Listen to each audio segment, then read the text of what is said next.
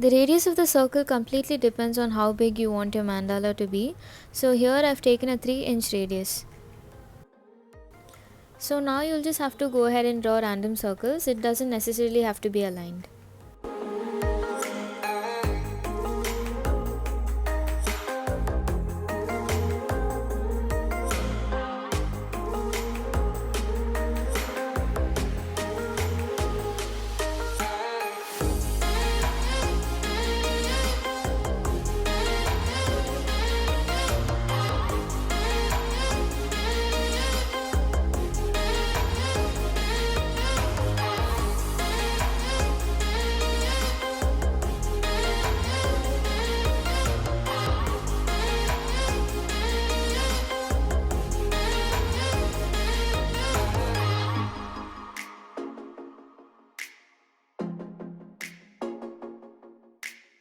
Here I'm just showing you how to use these guidelines to draw the mandala.